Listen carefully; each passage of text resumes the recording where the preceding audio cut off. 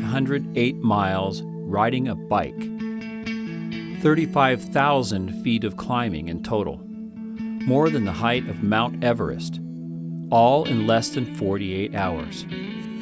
Is this some exaggerated movie fiction?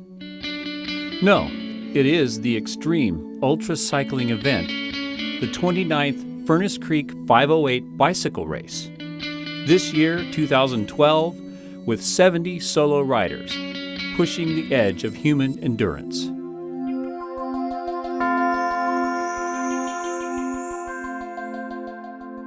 I needed to see this for myself, so I decided to experience this race in the best way that I could without actually riding in it. I posted on the Furnace Creek 508 website my availability to crew for any rider who needed a volunteer, and was fortunate enough to get hooked up with 53-year-old Danny Wiener Dog Westergaard. This would be his 6th 508. By tradition, racers use animal totems to identify themselves in the 508. Dan chose the name Wiener Dog. Seems like some of the cyclists are maybe take themselves a little too serious, and so I wanted to kind of make fun of myself right up front in case I didn't finish or I didn't do very good. Then no one was expecting a lot out of me. So, what kind of people ride bikes for 508 miles in one long push, not to reach a particular destination, but just to finish the ride? Are they superhuman, machine-like freaks existing in a zone outside normal human abilities? Do they spend all year doing nothing more than training in order to tackle this seemingly impossible race? Are they immune to the physical and mental stresses the rest of us suffer every day? Although each cyclist is different, the answers may surprise you. I knew little about Dan when I agreed to work on his crew and bring my good friend Rod along as the second crew member. Dan told me he'd finished the ride before, but he neglected to tell me that he was being inducted this year into the 508 Hall of Fame for having finished the race 5 times. Not a guy who likes to brag, Danny lets his accomplishments speak for themselves. And by the way, coming from a running background, he does not consider himself a cyclist. I started off doing 10Ks and 5Ks, and I'm not extremely fast, and so I found out the longer the distance I go, the more competitive I was, because I don't need the speed, you just need more of the endurance and the mental aspect. So that's kind of pushed me to marathons, and then 50Ks, 50 milers, 100 milers, and then Badwater 135. And the bike race, I was never a biker. I still don't really consider myself a cyclist, but you use the same aspect for the run, the mental toughness just to endure through the pain. The day before the race is check-in day. Support and gear, SAG vehicles, must meet very specific requirements. Officials inspect the vehicles and rider equipment to make sure everything is to spec, including clear signage and working lights. Race rules and traffic rules are not taken lightly. A rider caught violating them can be penalized by having time added to his or her finish time, or by getting disqualified altogether. 2012 has 234 riders competing in various divisions and age groups, including solo, relay teams, tandems, and fixed gear. As the race website bills it, the Furnace Creek 508 has become recognized as the premier ultracycling race in the world and the toughest 48 hours in sport. The course crosses 10 mountain passes and stretches from Santa Clarita, California, just north of Los Angeles, across the Mojave Desert, through Death Valley to 29 Palms.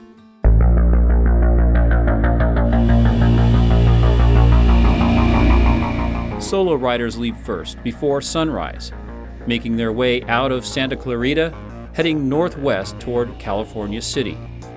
For the first few miles, rider crews are not allowed to follow and must wait at a meeting point 23.5 miles into the race. It's the only time all the solo crews are together. From there, as the riders pass by, crew vehicles will remain near their riders for most of the route. On the first day, crews must leapfrog the riders, going ahead, stopping, waiting for riders to pass, finding out what the riders need, driving ahead, stopping, and passing off drinks, food, and other things to support the riders. This is the routine until nightfall, when safety and rules require SAG vehicles to follow the riders 100% of the time, with one exception of Towns Pass. For Wiener Dog, it's more a race against time and a test of willpower than it is a competition against others. For people to be able to finish this ride, it's I think they have the quality to persevere when things get tough, and just to go beyond what most people think is possible.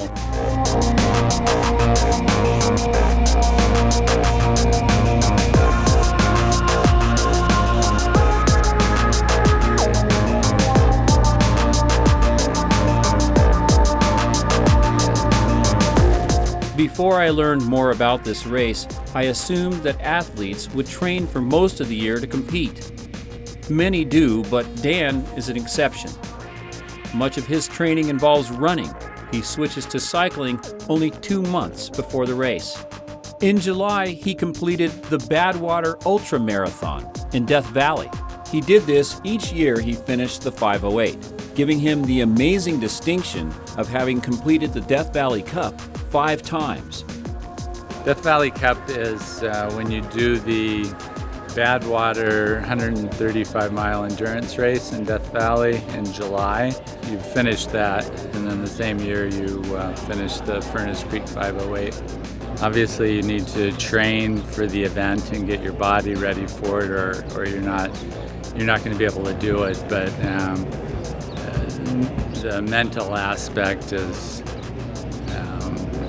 I think, is even greater than the physical, because you can push yourself even beyond what you're physically capable of with a strong mind. Dan checks in but does not stop at the first time station, where officials keep track of rider progress and make sure riders actually are riding the whole route. There are 7 time stations. It's not until 112 miles into the race, after almost 7 hours on the bike, that Dan finally stops for a break. For an avid recreational cyclist, this would be the end of a hard day's ride. But for Dan and the rest of the racers, it's not even a quarter of the way to the finish.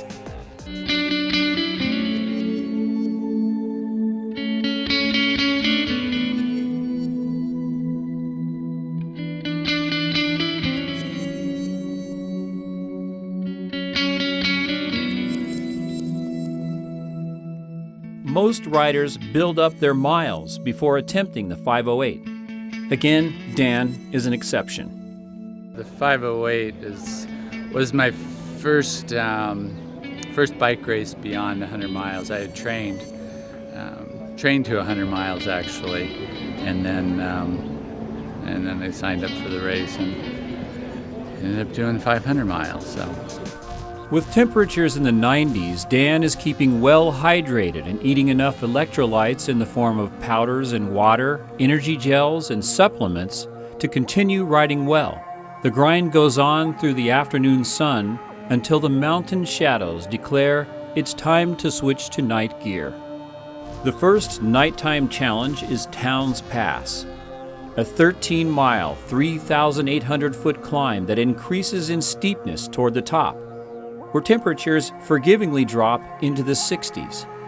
After a quick, harrowing descent reaching speeds close to 50 miles per hour and a relatively flat ride in the dark, we arrive at the halfway point, Furnace Creek, from which the ride gets its name. The owners of the closed gas station have generously kept the restrooms open for us. It's 11:30 p.m. Long Death Valley flats take us to 2 more difficult climbs in the dark, Jubilee Pass and Salisbury Pass. quiet places with very little traffic, where I fight to stay awake. I'm inspired by Dan's cranking away out there in the headlights. I know that when the sun comes up, the cloud of sleepiness will burn away. Leaving Death Valley behind, we arrive in Shoshone just before 7 a.m. It's been more than 24 hours since the start of the race, and we still have 183 miles to go. It's just a matter of setting your mind to a goal and going out and accomplishing it like anything. The next major goal to reach is Baker. We descend toward Dumont Dunes along the Kingston Range.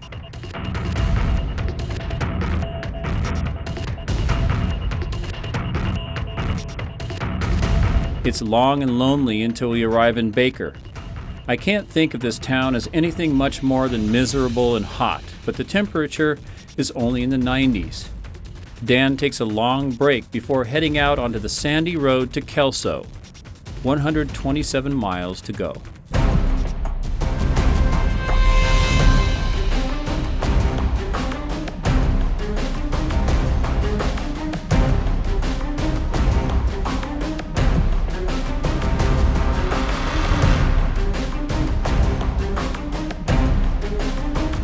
The Kelso Depot is a quaint visual departure from the rocks and sand. Although he has 48 hours to finish, Dan wants to do it in less than 40. It's always been a goal of mine to do the sub 40. I know I'm capable of doing the sub 30 like some of the guys can, but so I always try to at least stay in the 30s. And I've been able to do that every year except for once. But this time Dan is feeling slow. He keeps pushing, but tells us we won't likely finish until midnight. I think he's doing better than that, and I tell him so. Yeah, we're getting there. A little later than I was hoping, but didn't even realize it until Kelso I started calculating. I think you'll get in by 10. Really? I do.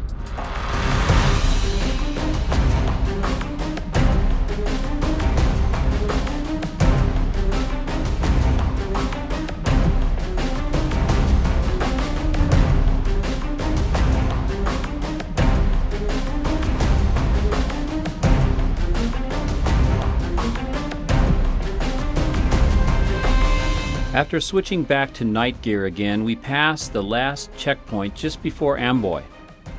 58 miles remain, but a hardy climb up to Sheephole Summit stands in the way. After this much riding, we expected Dan to wear down, but just the opposite happens. He stands on his pedals and prances up this hill like a mountain goat. At one point, a race official pulls alongside us and says, "He looks good." Seeing Dan find this new internal gear and start riding with even more energy, we start to feel the excitement of this special accomplishment. It's clear that Dan is aiming to finish in less than 40 hours. This is going to be close. We have to be very careful to make all the turns. Every foot of the route must be covered exactly, or Wiener Dog will be disqualified. In these last 20 miles, Dan passes two teams, something we never expected.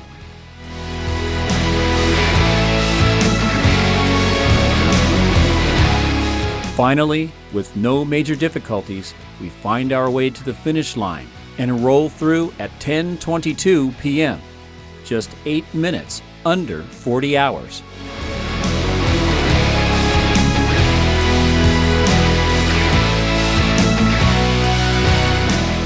For the next 8 hours, dozens of cyclists pass the finish line. Some won't make the cutoff, but for now, it's Dan's time.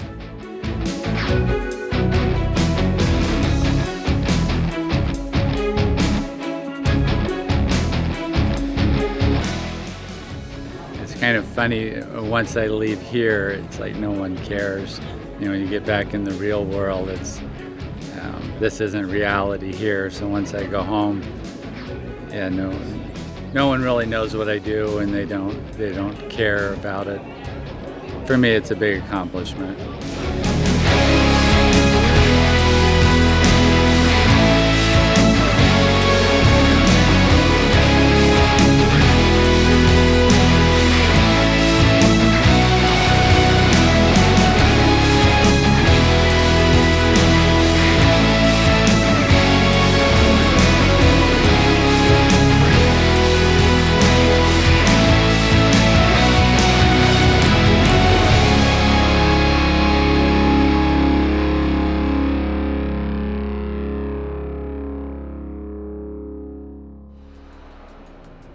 As a crew member for Wiener Dog, I had the honor of witnessing the powerful manifestation of a way of thinking that forges reality.